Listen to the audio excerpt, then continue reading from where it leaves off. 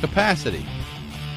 In addition to being a light and compact 12-inch compound sliding miter saw, the DWS780 provides 13 3/4-inch horizontal capacity to cut 2x14 lumber, and up to a stunning 16-inch horizontal capacity when using the back fence feature.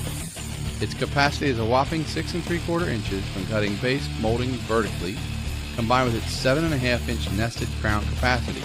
This 12-inch, 56-pound miter saw has the largest total capacity of any miter saw on the market.